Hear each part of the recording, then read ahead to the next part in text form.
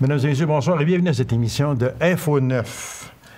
L'amalgamation des services incendies de 7 municipalités de l'Abitibi-Ouest porte déjà ses fruits. Pour nous en parler, je reçois le directeur du service de sécurité incendie et sécurité civile de la SAR, M. Luc Goudreau. M. Goudreau, bonsoir. Bonjour. Toujours un plaisir, puis on sait que pompiers, on sait c'est quoi. Puis on sait que c'est primordial. Puis avoir une bonne brigade, c'est déjà beaucoup. Puis, mais il faut aussi des fois mettre carte sur table. Parce qu'il faut faire attention. On a entendu tellement de choses. Je faisais une émission avec le directeur du service incendie de Macamic il n'y a pas tellement longtemps. Quand les gens ne comprennent pas, et surtout quand les gens ne veulent pas comprendre, à accuser n'importe quoi et n'importe qui. Ça, il faut faire attention. Fait qu'on parle là de 7 municipalités chapeautées par la SAR. Oui. C'est tout à fait normal. Moi, tout de suite, quand j'ai vu ça, moi qui ai été pompier pendant de nombreuses années, j'ai dit c'est une bonne chose. Moi, si je vous demandais, qu'est-ce que cela change avec ce regroupement du service d'incendie pour 7 municipalités? En fait, le désir de regrouper les casernes ensemble a venu surtout des obligations qui sont de plus en plus grandissantes au niveau des lois et des règlements qu'on doit appliquer. Ce qui fait qu'en sorte que les directeurs de ces casernes-là, avec un travail de temps plein à autre chose qu'être pompier, puis de faire 3-4 heures de gestion administrative du service par semaine, n'était pas suffisant pour rencontrer ces normes et ces lois-là. En joignant ces casernes-là à nous, ça nous permet... on a du personnel temps plein en gestion qui vient pallier à ça, qui vient essayer de placer ces services-là vraiment à jour. Les obligations sont de plus en plus grandissantes au fil des ans. On doit être de plus en plus performant. Le modèle pompier à temps partiel ou pompier volontaire est encore très bon pour répondre aux interventions incendies, mais tout ce qui habille ça autour est très prenant. C'est pourquoi l'administration qui est faite par notre service incendie vient enligner les choses. Donc, on parle d'organisation de formation, d'entretien des équipements, les rapports qu'on doit faire après les interventions, le maintien de compétences.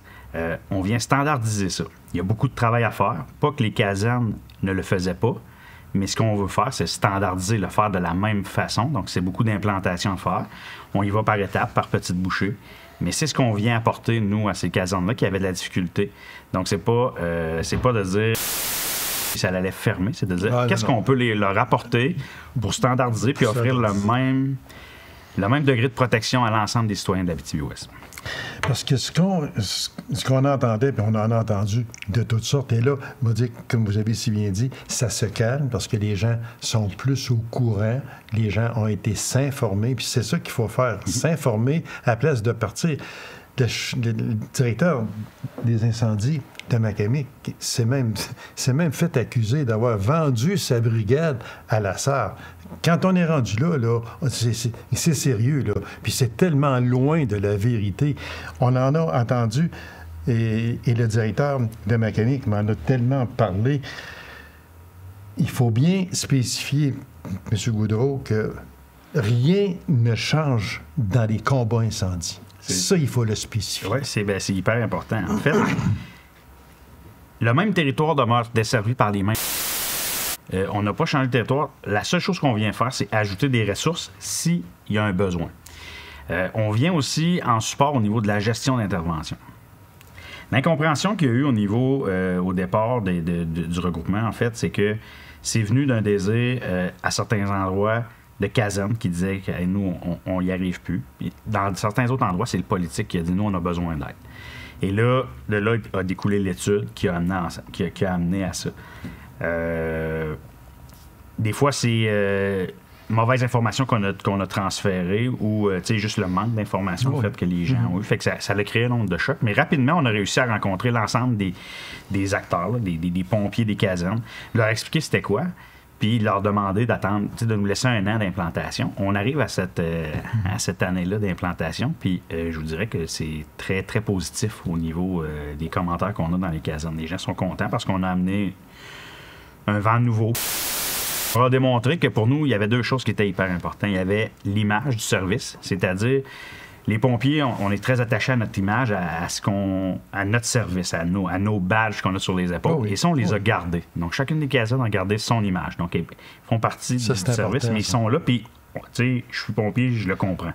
Donc, on a vraiment mis ça.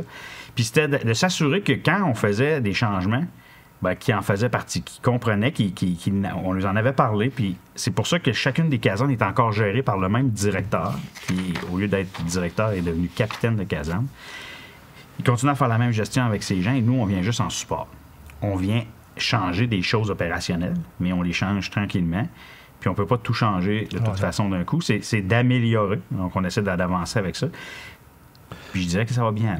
Parce que ce qui se faisait avant, c'était bon.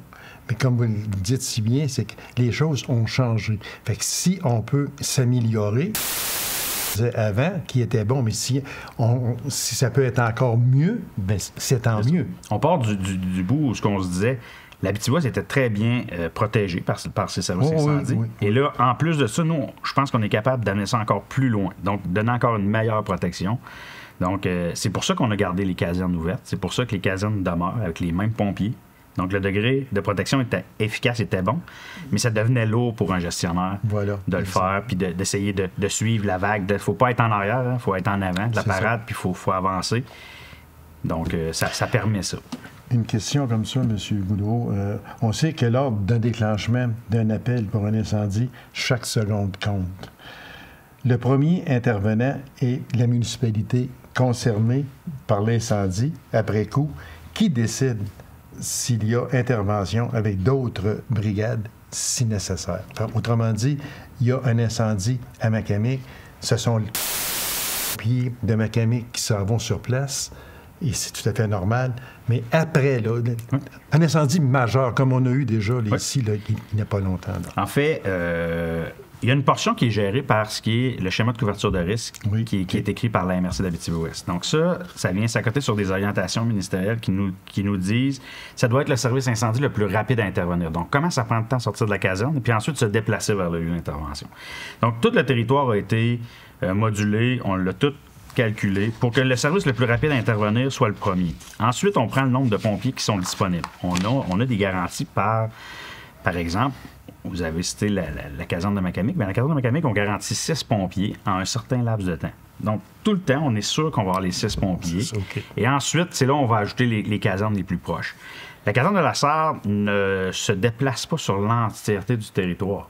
On va se déplacer lorsqu'on est plus rapide à intervenir et on est la caserne qui a le plus de ressources humaines. Donc, si on l'incendie à Macamic, c'était pas nous qui étions en entraide au départ. Par contre, on est venu en entraide parce qu'on a des ressources supplémentaires qui sont là avec un petit peu plus d'équipement. Donc, c'est vraiment au départ, qu'est-ce qui est obligatoire au niveau du schéma de couverture de risque? Et par la suite, on a déjà des niveaux d'alerte qui sont préétablis pour dire on s'en va en deuxième ou en troisième alerte. Donc, quand ça c'est calé, ben c'est les casernes déjà établies qui sont là. Puis ça, on est en train de revoir tout ce processus-là aussi.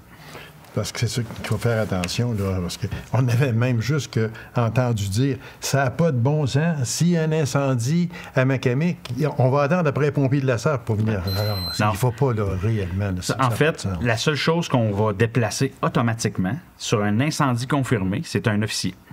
Pour venir s'assurer qu'on vient assister, qu'on vient appuyer l'officier qui va être en charge de l'intervention.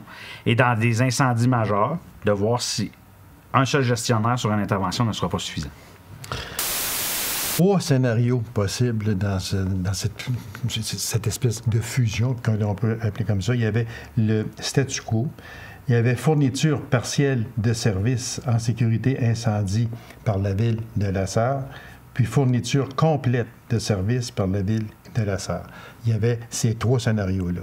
Celui qui a été approuvé est lequel? Et le troisième. En fait, ce qu'on a créé, c'est une délégation de compétences. Donc, à partir du moment où les municipalités ont accepté, ils délèguent l'entièreté de leurs compétences incendie à la ville de la Sarre, ce qui fait que l'entièreté des pompiers sont maintenant des employés de la ville. Les municipalités demeurent propriétaires de leur infrastructure et de leurs véhicules, et nous, on en fait la gestion.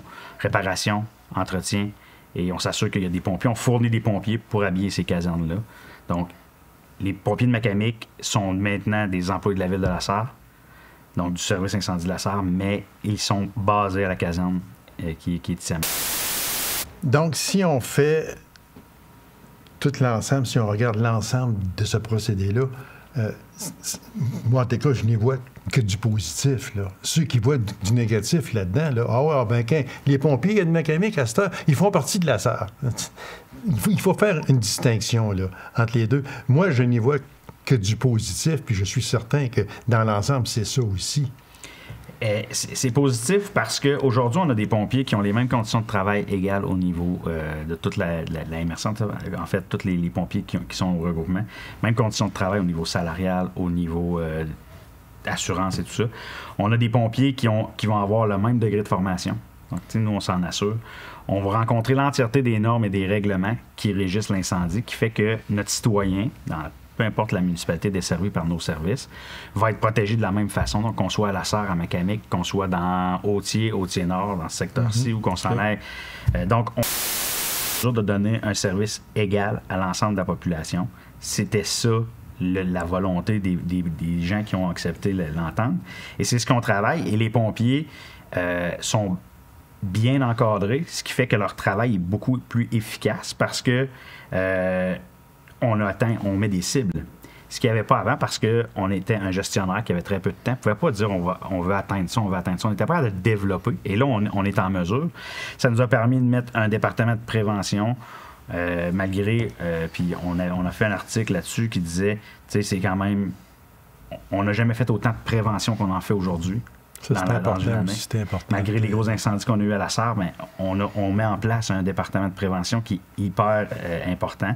Donc, on atteint des cibles en prévention, donc on devrait diminuer le nombre d'interventions. Donc, en fait, c'est de travailler en aval pour être capable avant que ça arrive, pour être capable de Parce que moi, je me souviens très bien dans les premières années, c'était atroce, il faut le dire, parce qu'on avait juste un camion de pompiers, puis on n'avait même pas de camion de service, absolument pas. On était sur le banc de neige à moins 40, là. C'était vraiment pas drôle. Puis là, il fallait que le maire de Macamic appelle le maire de La Sarre pour lui demander s'il peut nous envoyer quelques pompiers.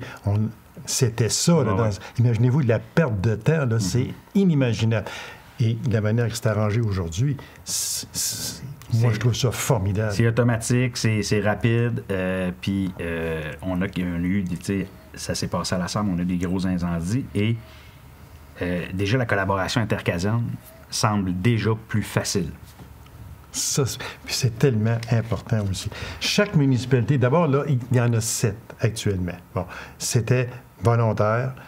Les municipalités y ont adhéré si ils voulaient le faire ou pas. Exactement. Mais les municipalités qui n'ont pas adhéré, et c'est un choix, puis qu'on le respecte également. Mais qu'est-ce que vous avez à dire à ces municipalités-là aujourd'hui, si, mettons, qui seraient ici, là, vous avez là, le choix de les inviter à nouveau, qu'est-ce que vous auriez à leur dire? Bien, la première chose, on respecte énormément le choix qu'ils ont fait. Oui. On n'a pas sollicité les municipalités, c'était ceux qui ont demandé de l'aide. Donc, nous, on était là pour aider. Ça, c'est la première des choses, puis on respecte ça. On n'a pas... tu sais, ça va bien dans leur service, continue. Par contre, pour les mêmes avantages que je vous ai nommés, on est capable de les aider à structurer leur service, puis en fait, appuyer leurs dirigeants des casernes. Donc, ça, c'est ce qu'on offre. Mais on veut travailler en collaboration avec eux quand même. Ça, c'est indéniable. Et notre protocole d'entente prévoit des modalités s'ils désirent entrer. Ils sont au courant, on leur a fait mention des modalités. Donc, si dans 1 an, 2 ans, 3 ans, ils ont des besoins, ils veulent du soutien, on va être là. Mais en attendant, nous, on est très ouverts à travailler avec ces municipalités-là, puis de les aider dans ce qu'on peut les aider. Les municipalités qui ont adhéré, c'est quelles municipalités? En fait, les municipalités avec des casernes, on a la ville de la Sarre, on a la région intermunicipale là, qui représente Macamic, Autier-Nord, Chazelle.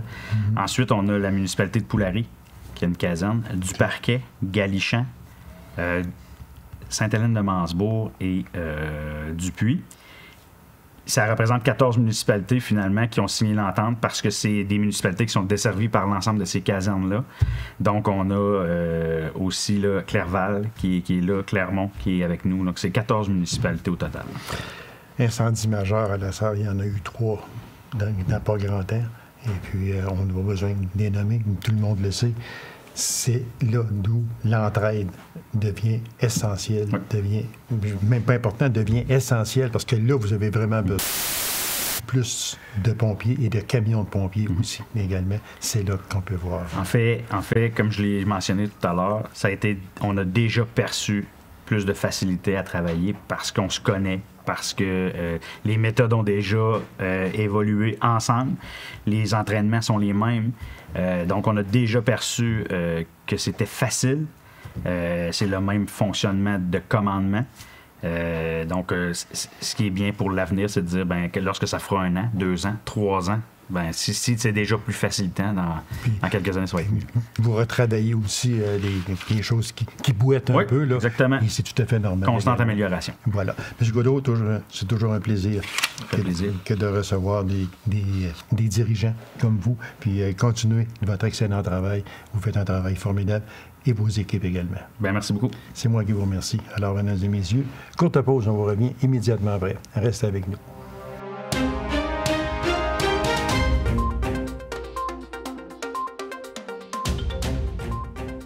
De la ressourcerie, qui a toujours sa raison d'être, j'en suis persuadé, et ça, on ne le dira jamais assez. Je reçois Châteauvert. Madame Châteauvert, bonsoir. Bonsoir. Toujours un plaisir de vous recevoir, Madame Châteauvert. Puis ça, on n'en parlera jamais assez. La ressourcerie, elle est là, puis elle a sa raison d'être. Ah, ça, c'est sûr. Avec tout le matériel qu'on reçoit, on comprend qu'on a une raison d'être, certainement, oui.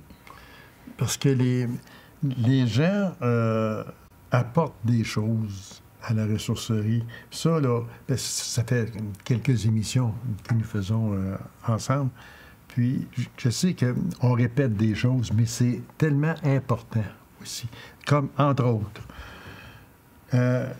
c'est bon de rappeler que les objets qu'on emporte à la ressourcerie sont fonctionnels. C'est pas une place pour se débarrasser d'un vieux poêle qui a 3 ronds qui ne marchent pas sur 4. Puis c'est pas la place pour ça.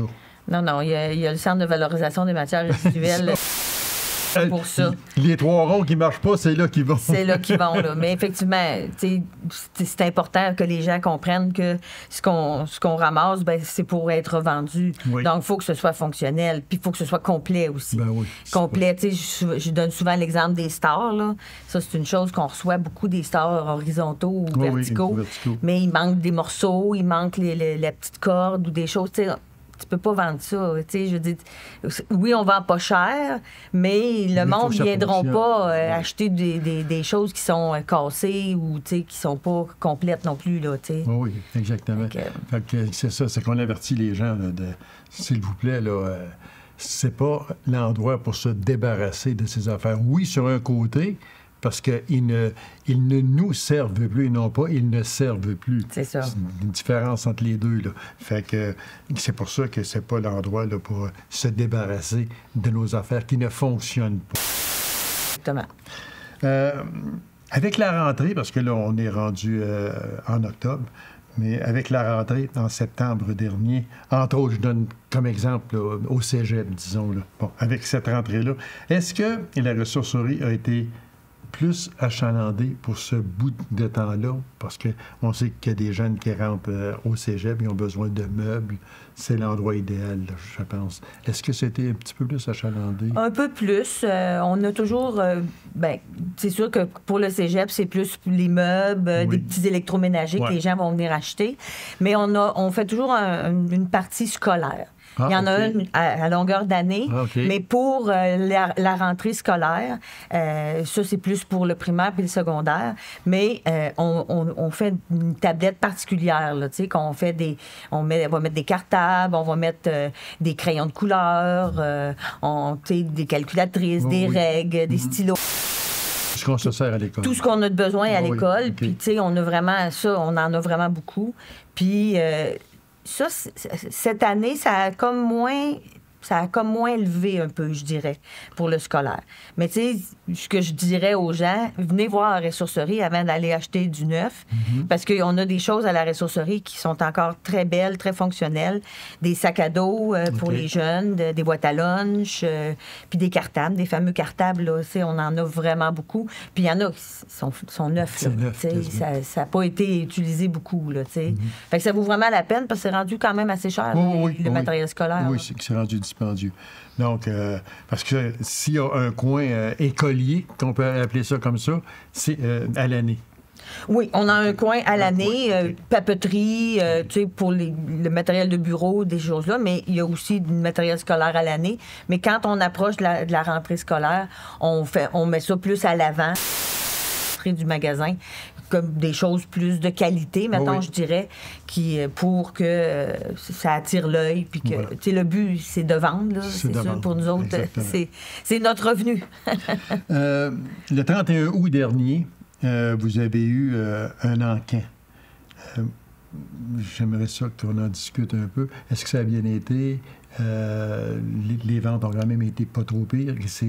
Comment ça a été cette journée du 31 août? Bien, premièrement, il faisait très beau. On était bien contents. On avait un musicien sur place, quelqu'un qu'on avait aidé, qui est venu nous faire de la musique gratuitement. C'était bien plaisant. Ça a mis de l'ambiance. Et puis, l'encan, dans le fond, ce qu'on avait pour l'encan, c'était toutes des choses particulières qu'on avait conservées là, depuis qu'on avait eu l'idée de l'encan. L'idée est venue là, d'une ancienne personne qui travaillait à la ressourcerie, qu'on ne l'avait pas réalisé le temps qu'elle était là. Fait que là, cette année, on s'est dit, on se lance. Fait que c'est agréable. Il n'y a pas eu tant de monde que ça, mais il reste que c'était, bon, comme je disais, c'était la même fin de semaine que la fête du travail. Fait que ça fait en sorte qu'il y a des gens qui étaient peut-être à l'extérieur de la région. Parce qu'il y a des gars qui en profitent pour faire un dernier petit voyage. Ben oui, c'est ça. Il y a une journée de congé supplémentaire. Mais c'est quelque chose qu'on veut refaire. Puis on a continué.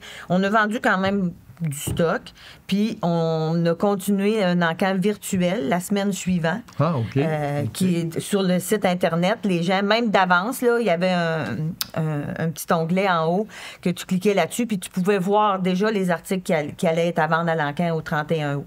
Puis le lendemain, à partir du 1er septembre, c'était un encan virtuel. Fait que là, les gens pouvaient biter dessus jusqu'au 8 septembre. Puis là, au 8 septembre, bien, la personne qui avait bité le plus cher, bien, c'est elle qui avait l'article. Fait que ça, c'est quelque chose qu'on veut réitérer. Puis l'encan virtuel, en tout cas, à surveiller notre site Internet parce qu'on va remettre des choses encore en encan virtuel, là, tu sais. Puis le but, bien, c'est que c'est des choses particulières qu'on sait qui valent un peu plus cher. Puis, tu sais, notre but à nous, bien, on est un organisme à but non lucratif, mais il faut quand même payer nos factures, il faut quand même payer nos employés. Oui, c'est sûr. Donc, tu sais, le but, c'est de faire un petit peu plus d'argent avec des articles qui sont intéressants. Puis le fait de le faire virtuel, ben ça permet à une plus grande panoplie. Tu sais, quelqu'un qui n'est pas nécessairement à la SAR, ben il peut faire, il peut venir voir faire une mise, et, effectivement. Puis, est-ce qu'on peut dire, bon, à refaire, oui, mais peut-être pas la même fin de semaine. Non, c'est ça. Ben, de la fête du travail, oui, parce que c'est pas toujours le 31 août. Non, mais c'est ce qu'on a parlé, là, c'est qu'on va essayer d'organiser ça, que ce soit plus dans l'été, là. Puis peut-être pas non plus de construction, parce qu'il y a quand même encore beaucoup de personnes qui peuvent quitter la région. Oui. Mais oui, ça va être à refaire. Puis on est à regarder là, quelle période là, qu'on voudrait le faire, puis essayer de le faire récurrent là, à chaque année. Là. Parce que déjà, on faisait des ventes plein air. Mais c'était beaucoup de travail. L'encan, c'était quand même beaucoup de travail pareil. Là. Oui. Mais, tu sais, c'est ça. Puis quand on fait ça aussi à l'extérieur, il y a toujours le risque d'une température pas trop clémente à ce moment-là aussi. Exact. Fait que parce qu'on ne peut pas envisager ça. Malheureusement, quand on choisit une dette, c'est ça. Si on l'a choisi quelques mois d'avance, c'est ça. Pas sûr. On tire ça à pile ou face. Oui. Moi, en terminant, si je vous demandais, là, à brûle pour point comme ça, c'est quoi l'objet ou les objets qui se vendent le plus? C'est surprenant, il y a beaucoup de la décoration. Ah oui? On a beaucoup d'articles de décoration. C'est un de nos gros vendeurs, ça, puis la vaisselle. sais, on a quand même beaucoup de vaisselle. Là. Même à un moment donné, on est obligé d'arrêter d'en prendre parce que oui, vous nous aviez dit ça, justement. On n'avait plus de place là, pour la mettre. Là. Mais les gros vendeurs, c'est la vaisselle et la décoration. Surprenamment, là, la décoration, c'est un bon vendeur.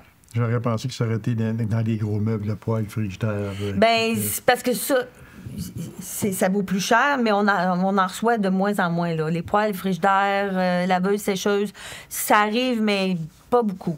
Fait que, tu sais, c'est... Parce que assez souvent, et malheureusement, quand on change notre poêle, on change notre frigidaire, c'est parce qu'il commence à être défectueux. On a dit au début de l'émission de ne pas, s'il vous plaît, emporter des objets qui sont défectueux. Alors, les gens respectent ça. Oui. C'est respecté pas mal, oui. Oui. Il y en a qui s'en glissent encore un peu. C'est sûr qu'il y en a qui s'en glissent. C'est comme les vêtements. Tu sais, on prend pas de vêtements. Il y en a qui s'en glissent pareil. Quand on n'est pas ouvert, des fois, ils vont le laisser à l'extérieur, un sac de linge. Les vêtements, ils peuvent aller dans les... Il y a des sites spéciaux pour ça. Bien, il y a la Maison Saint-André là, qui ont une chute. Là, oui, puis, dans les choses qu'on dit fonctionnelles, les seules choses qui ne sont pas obligées d'être fonctionnelles qu'on prend, on est un dépositaire ARP aussi. Donc, tous les serre-plus à rien, les appareils électroniques, même s'ils ne fonctionnent pas. S'ils fonctionnent, on va les vendre.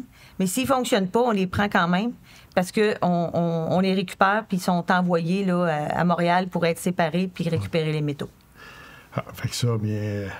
Il faut faire attention à ça, là, juste dans les serre-plus à rien. Là. C'est ça. Et non pas le poêle frigidaire. Non, exact. Si le set de salon a 4 coussins puis il y en a 3 qui sont fendus en 2, là, ça ne fonctionne pas trop. Madame Châteauvert, toujours un plaisir. Je vous remercie infiniment. Puis continuez à faire votre excellent travail. On a besoin de vous et a besoin de la ressourcerie. Merci. C'est moi qui vous remercie. Alors, mesdames et messieurs, merci d'avoir été là. On se rendra à une prochaine émission de Info 9. Au revoir et bonne semaine.